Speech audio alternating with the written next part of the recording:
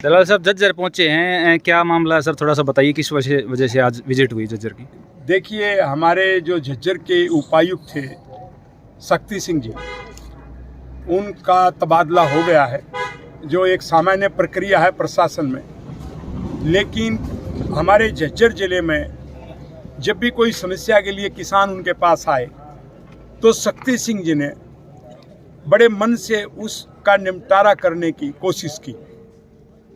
बहुत सारी चीज़ें अपने हाथ में नहीं होती, लेकिन उसके बावजूद भी उनका जो समय कार्यकाल रहा वो अब तक के जितने भी उपायुक्त यहाँ रहे उन सबसे उत्तम था। मेरी याददाश्त में कभी भी जनता की तरफ से ऐसे अभिनंदन किसी अधिकारी का झज्जर में नहीं हुआ। तो पहली बार किसी अधिकारी का झज्जर में लोग इसीलिए अभिनंदन करने आए कि एक तरफ तो शक्ति सिंह जी सरकार के प्रति वफादार जो अधिकारी होता है अपनी वफादारी निभाते रहे, और दूसरे तरफ वो जनता के प्रति अपनी जवाबदेही के अनुसार काम करते रहे। इन दोनों चीज़ का जो कम्बिनेशन है वो कुछ ही अधिकारियों में मिलता है।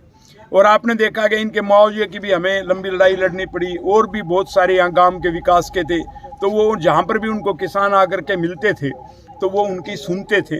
तो ये सभी अधिकारियों के लिए एक हरियाणा में मैसेज है कि यदि वो सरकार की वफादारी के साथ साथ यदि जनता के प्रति भी अपनी सेवाओं को उचित ढंग से निर्वाह करेंगे और जनता की समस्या का निपटारा करेंगे तो सब जगह शक्ति सिंह जैसा ही उनका हर जगह स्वागत होगा। और ये अधिकारियों को समझ लेना चाहिए कि सरकार आती जाती रहती है, सरकार के साथ वफादारी के साथ साथ उनकी जनता के प्रति जवाबदेही जो है वो पूरी होनी चाहिए। ये मैं पूरे प्रशासनिक जो अमला है अपने हरियाणा का, उसके लिए हम एक मैसेज देना चाह रहे हैं कि मुख्य सचिव से लेके और जो नीचे तक का जो पटवारी है या जो पीएन है उस तक को भी जनता के प्रति जवाबदेही का जो निर्वाह है वो उत्तम तरीके से करना चाहिए, ताकि शक्ति सिंह जैसी मिसाल बन सके। और जनता के लिए प्रजातंत्र में काम होता है और ये हमारे जन सेवक हैं, इसलिए जितने भी जो अधिकारी उनको जनता का सेवक कानून में कहा जाता है। और सर्वोच्च न्यायालय ने भी कई बार ये परिभाषित किया है कि जितने भी जो अधिकारी, इवन प्रधानमंत्री भी जो है वो जन सेवक माना जाता है कानून में। वो यहाँ पर डिक्टेटरशिप नहीं है, तानाशाह नहीं है, प्रजा का राज है और प्रजा के राज में ये हमारे नौकर हैं जनता के, और जिसने अच्छे ढंग से नौकरी निभाई उनका अभिनंदन करने के लिए हम आए थे। नमस्कार। आज आपने शक्ति सिंह जी यहाँ से जा रहे हैं, तबादला हो गया है, लेकिन जाते जाते फिर से आपने उनके समक्ष तिरंगे वाली बात आज फिर वो मामला उजागर कर दिया। नहीं, वो उन्होंने वो अपना निर्वाह किया। वो तिरंगे का क्या है कि चुनाव में तिरंगे का अपमान हुआ। जो विधायक बने हैं राजेश जून जी बहादुरगढ़ से, उनकी और भी कई त्रुटियों पे शिकायत है। तो उसमें से एक जो उसका जो बैनर था, उस बैनर के नीचे उन्होंने तिरंगा झंडा रोड़े में डाल के और लटकवा दिया। और एक तरफ कांग्रेस का कि भी मैं कांग्रेस भी नीचे है मेरे से, और देश का जो सिस्टम है झंडा वो भी नीचे है। तो उसी दिन जब मुझे पता लगा तो उसकी शिकायत भेजी और उपायुक्त जी ने उसी समय पुलिस को आदेश दिया कि एफआईआर दर्ज करे। वो एफआईआर दर्ज हो चुकी है, लेकिन अपराधी को बचाने की कोशिश हुई, इसलिए उस बात को मैं उठा रहा था। रमेश दलाल जी जो किसान मसीहा के तौर पे रहते हैं और किसानों के लिए अड़िग खड़े रहते हैं हमेशा, अब क्या है रमेश दलाल जी का क्या है अब आगे के लिए किसानों के लिए क्या मामला है सर? थोड़ा सा बता दीजिए। देखिए, छत्तीस बिरादरी किसान और जो गरीब है वो गांव में ही रहता है, और गांव में जो रहता है वो छत्तीस बिरादरी में चाहे मजदूर है, जो किसान है, कोई छोटा काम करता है, कोई रेडी लगाता है, वो सब हमारे, उनके लिए हमारी सेवाएं थी, सेवाएं हैं और सेवाएं रहेगी।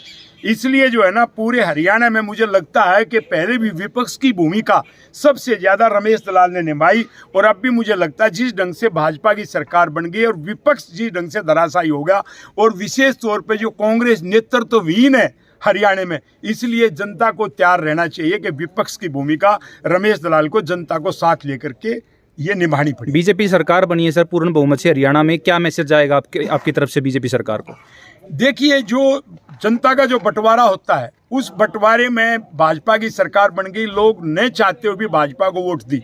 उसका कारण ये है कि जो हमारा प्रमुख विपक्षी दल था कांग्रेस, और उसका जो नेता था भूपेंद्र सिंह हुड्डा, उसके घमंड को तोड़ने के भी लिए भी लोगों ने जो है ना आक्रोश में जो पहले भाजपा के खिलाफ था उससे बड़ा आक्रोश भूपेंद्र हुड्डा के खिलाफ लोगों ने दिखाया। मैं ऐसा मानता हूँ। आज डीएपी के लिए मारामारी है, किसानों ने रोड को भी जाम किया, तो क्या देखते हैं आप, किस तरीके से आप कहते हैं? देखिए, डीएपी के लिए आज भी मारामारी है। जितनी भी आज तक सरकार रही है, 1-2 का टर्म छोड़ दो, बीच में सबसे लास्ट वाला देवगौड़ा का आप कहो, देवगौड़ा किसान के लिए सोचते नहीं। जो भी प्रधानमंत्री बना है हमारे किसान के लिए कोई नहीं सोचता, सारे दावा जरूर करते हैं।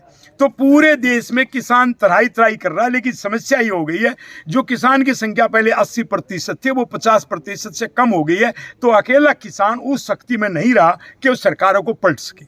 इस बात को भी मैं स्वीकार कर रहा हूँ एक किसान नेता होने के नाते कि हमारी जो किसानों की जो शक्ति है, क्योंकि किसानी जो करने वालों की जो संख्या है वो देश में तेजी से गिरी है और वो गिर के जो 80% से है और वो लगभग 40% हरियाणा जैसे प्रांत में वो 30% से ज़्यादा संख्या नहीं है।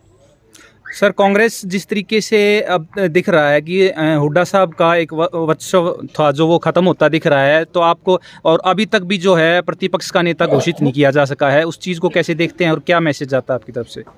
देखिए, कोई भी प्रतिपक्ष का नेता जो वर्तमान में जो कांग्रेस के 37 विधायक है उनमें से बनेगा और वो इतना जुझारू ढंग का है, मैं नहीं समझता उनमें से एक भी है, क्योंकि जो जुझारू थे वो चुनाव हार गए। और इसलिए जो है ना, मैं जनता को आह्वान कर रहा हूं कि कांग्रेस जो है वो विपक्षी दल तो है, लेकिन जैसे 10 साल में विपक्ष की भूमिका नहीं निभा पाई, वो आपसी लड़ाई में भविष्य में भी विपक्ष की जोरदार जो भूमिका निभानी चाहिए वो नहीं निभा पाएंगे। और किसी पार्टी का हरियाणा में वजूद नहीं रहा, इसलिए जनता को खुद ही, जैसे रमेश दलाल को निभानी पड़ेगी विपक्ष की भूमिका जनता को साथ लेकर के। तो अब जनता को फिर से विपक्ष की भूमिका निभाने के लिए तैयार रहना चाहिए। झज्जर की जनता के लिए क्या मैसेज जाएगा सर? देखिए, हमारे यहाँ पर तो ज़्यादातर सीट जो है ना कांग्रेस को दी और कांग्रेस को इसी आस में दी कि भाई हमारी सरकार बनेगी, यहाँ का हमारा मुख्यमंत्री बनेगा रोहतक का। लेकिन आप रोहतक लोकसभा से बाहर निकलते जो सोनीपत लोकसभा है उसमें भी देखा कि उनका जो जादू नहीं चल पाया। इससे एक बात समझ लेनी चाहिए, मैं भूपेंद्र हुड्डा जी को भी सलाह देता हूं कि वो आत्मलोकन करें और इन गलतियों को स्वीकार करके और जनता की सेवा में लगे।